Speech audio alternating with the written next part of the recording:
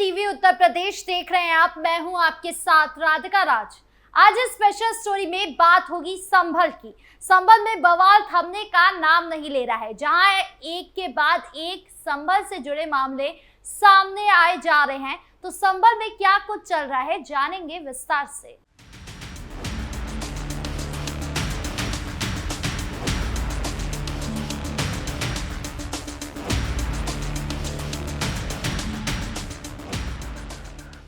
बर के घर चल सकता है बुलडोजर। सबसे पहले बात बर की। दरअसल उत्तर प्रदेश के संभल में समाजवादी पार्टी के सांसद जियाउर रहमान बर की मुश्किलें बढ़ सकती हैं। बिना नक्शा पास कराए मकान बनाने के मामले में अब तक वो कोई ठोस साक्ष्य प्रस्तुत नहीं कर सके हैं। उन्होंने ना तो ये साबित किया है कि मकान उनके नाम पर नहीं है, ना ही ये प्रमाणित कर पाए हैं कि निर्माण कार्य पुराना है। अब इस मामले की गहराई से जांच के लिए एसडीएम सदर वंदना मिश्रा ने एक 2 सदस्यीय कमेटी गठित की है। इसके अलावा निर्माण कार्य की विस्तृत जांच के लिए पीडब्ल्यूडी के अधिशासी अभियंता के नेतृत्व में 3 सदस्यीय टीम भी बनाई गई है। सूत्रों के अनुसार प्रशासनिक जांच में ये स्पष्ट हो गया है कि निर्माण कार्य नया है। हालांकि ये कितना नया है और कितने क्षेत्र में हुआ है, इसकी सटीक जानकारी के लिए टीम को जांच सौंपी गई है। एसडीएम वंदना मिश्रा ने बताया कि ये मामला 5 दिसंबर 2024 से लंबित है। नियमानुसार किसी भी प्रकार का निर्माण कार्य करने से पहले नक्शा पास कराना आवश्यक होता है, लेकिन सांसद महोदय ने कोई अनुमति नहीं ली थी। जब उन्हें नोटिस जारी किया गया तो उन्होंने कहा कि मकान नवनिर्मित नहीं है और न ही उनके नाम पर है, लेकिन प्रशासनिक जांच में ये पुष्टि हुई है कि मकान नया बना है और उनके नाम पर ही है। मामले की विस्तृत जांच के लिए संभल के अधिशासी अभियंता जूनियर इंजीनियर की एक टीम बनाई गई। ये टीम 2 प्रमुख बिंदुओं पर जांच करेगी। पहला, निर्माण कितने क्षेत्र में किया गया है। दूसरा, निर्माण कितना नया है। टीम को 22 मार्च तक अपनी रिपोर्ट सौंपनी होगी। इसके बाद रिपोर्ट के आधार पर सांसद पर जुर्माना लगाया जा सकता है या फिर अवैध निर्माण को ध्वस्त करने की कार्यवाही की जा सकती है। प्रशासन इस पूरे मामले की गंभीरता से कार्यवाही कर रहा है और सांसद को अपना पक्ष रखने के लिए पर्याप्त अवसर भी दिया गया है। अब देखना यह होगा कि 22 मार्च को रिपोर्ट आने के बाद प्रशासन क्या कड़ा कदम उठाता है। 80% तक पुताई पूरी। संभल में लंबे वक्त से शाही जामा मस्जिद की रंगाई पुताई को लेकर बवाल मचा हुआ था, जहां कुछ हिंदुओं का कहना था कि अगर मस्जिद की रंगाई पुताई हुई तो सनातन से जुड़े सबूत छुप जाएंगे। हालांकि कोर्ट के फैसले के बाद रंगाई पुताई का काम शुरू हो गया था, जिसका अब 80% काम पूरा भी हो गया है। दरअसल संभल की जामा मस्जिद की पुताई का काम शाम तक पूरा हो सकता है। मंगलवार को 15 से ज्यादा लोग लगातार पुताई का काम कराया गया। पुताई का काम पूरा होने के बाद सजावट की जाएगी। जामा मस्जिद कमेटी के सदर जफर अली एडवोकेट ने कहा कि उच्च न्यायालय के आदेश पर यह पुताई का काम चल रहा है।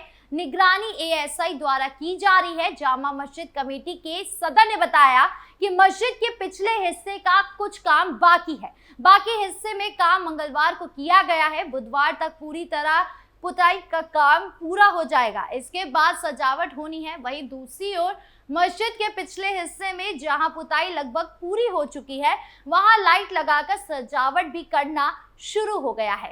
मंगलवार की शाम मस्जिद हरी, लाल और नीली रंग से चमकती दिखाई दी। जामा मस्जिद कमेटी सदर ने कहा कि सजावट पूरी तरह पुताई के बाद की जाएगी। फिलहाल तो लाइट लगाने का काम भी शुरू करा दिया गया है। आजाद अधिकार सेना के राष्ट्रीय अध्यक्ष अमिताभ ठाकुर ने संभल के सीओ अनुज चौधरी के खिलाफ सेवा नियमावली के लगातार उल्लंघन के आरोपों के संबंध में लोकायुक्त से शिकायत की है। उन्होंने बताया कि अनुज चौधरी द्वारा सेवा नियमावली तथा वर्दी नियमावली के उल्लंघन के तथ्य लगातार सामने आ रहे हैं। इनमें बिना आधिकारिकता के बयानबाजी करने, पुलिसिंग तथा अपने कार्य को जानबूझकर सांप्रदायिक रंग देने, सेवा नियमावलियों से इतर कार्य कर माहौल का तनावग्रस्त करने तथा वर्ग विशेष से असुरक्षा की भावना उत्पन्न करने जैसे आरोप शामिल है। ठाकुर ने कहा कि उन्होंने इन आरोपों के संबंध में विभिन्न स्तरों पर तमाम शिकायतें की, लेकिन कार्यवाही नहीं हुई। इन स्थितियों में लोकायुक्त के समक्ष शिकायत की गई है। सीओ अनुज की मुश्किलें बढ़ी। मुजफ्फरनगर में आचार संहिता उल्लंघन और कोविड अधिनियम के मुकदमे में गैर जमानती वारंट जारी होने के बाद नगीना सांसद चंद्रशेखर समेत 10 आरोपी कोर्ट में पेश हुए और वारंट रिकॉल कराए। विशेष एमपी एमएलए कोर्ट ने अगली सुनवाई के लिए 29 मार्च नियत कर दिया है। वहीं उन्होंने पत्रकारों से बातचीत के दौरान संभल सीओ पर भी बड़ा बयान दिया। शहर कोतवाली के एसआई प्रवेश शर्मा ने 6 अप्रैल 2021 को मुकदमा दर्ज कराया था।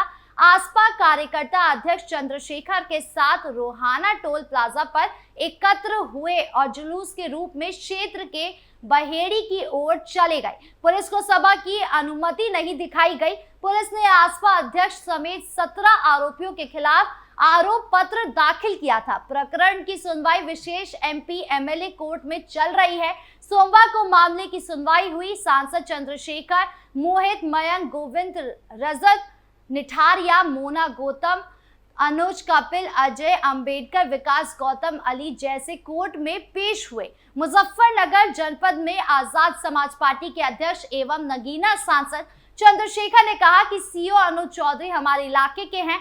उन्हें समय रहने ये नजर रखनी चाहिए कि जाने अनजाने में उनके किसी कार्य या बयान से सरकार को कोई फायदा नहीं हो रहा है। मतलब निकलते ही सरकार दूध में से मक्खी की तरह निकाल कर फेंक देगी। आचार संहिता उल्लंघन के मामले में अदालत में पेश हुए आए सांसद ने कहा कि सीओ किसी सरकार के राजनीतिक साजिश का शिकार ना बने। जनता की नजर में वो पार्टी बन जाएंगे, सरकार बदल जाएगी, दूसरे नेता आ जाएंगे। पिछले दिनों सीओ के पिता ने भी चिंता जाहिर की। मुकदमे के सवाल पर कहा कि वैचारिक तौर पर हम सरकार से लड़ रहे हैं, इसलिए मुकदमे वापस नहीं लिए गए हैं। झूठा मुकदमा है, वारंट जारी कर दिए गए हैं। हम हर कमजोर व्यक्ति के साथ खड़े हैं। किसानों के गन्ने का मुद्दा लोकसभा में उठाया गया। प्रधानमंत्री सम्मान निधि की राशि 24,000 करने की मांग भी हमने उठाई है।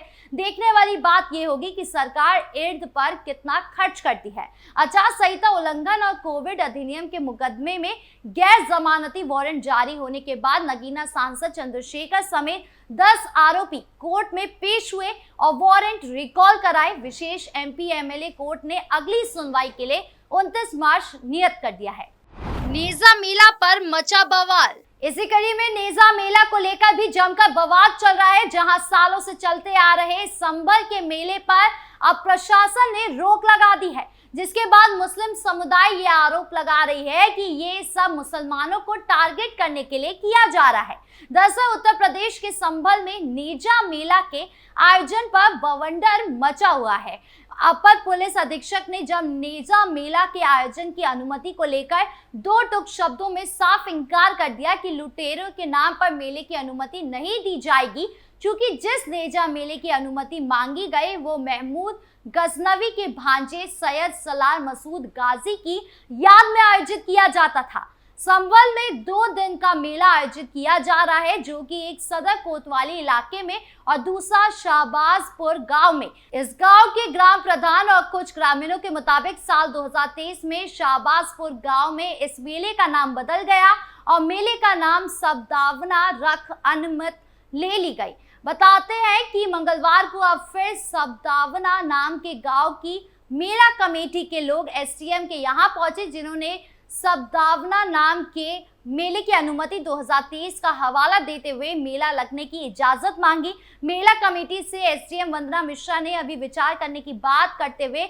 आश्वासन दे दिया। जब पुलिस और प्रशासन ने नेजा मेले की अनुमति नहीं दी, तब शाहबाजपुर गांव के प्रधान जीशान, ग्रामीण जिया अहमद और अन्य मेला कमेटी के लोग एसडीएम वंदना मिश्रा के ऑफिस पहुंचे, जहां उन्होंने 2023 की इजाजत का हवाला देते हुए सद्भावना नाम से अनुमति की मांग के लिए आवेदन किया है। उक्त गांव की कमेटी के लोगों का कहना था कि सद्भावना नाम से ही मेला करते हैं। मेले की सभी जाति धर्म के लोग पहुंचते हैं। पत्रकारों से जब सैयद सलार मसूद गाजी के नाम से लगाए जाने वाले मेले पर सवाल पूछा, तो ग्रामीण का कहना था कि ये फैसला इसलिए लिया गया क्योंकि सैयद सलार मसूद गाजी को एक लुटेरों और हथियारों के रूप में देखा जाता है, जिसने सोमनाथ मंदिर को लूटा था और कत्लेआम किया था। संभल एडिशनल एसपी शीश चंद्र का कहना था कि इस कार्यक्रम को लेकर दूसरे समुदाय के लोगों द्वारा पुलिस प्रशासन के समक्ष आपत्ति दर्ज कराई थी। लोगों का कहना था कि सैयद सलार मसूद गाजी ने अपने देश को नुकसान पहुंचाने जैसे कृत्य किए थे। ऐसे व्यक्ति के नाम पर मेले का आयोजन कर उसका गुणगान किया जाना ठीक नहीं है। अब मेला लगता है या नहीं ये देखने वाली बात होगी। साथ ही ये भी देखना होगा कि संभल में बवाल थमता है या नहीं। आपको क्या लगता है कमेंट बॉक्स में जरूर बताएं। वीडियो अच्छी लगी हो तो लाइक शेयर करें और चैनल को सब्सक्राइब करना ना भूलें। नमस्कार।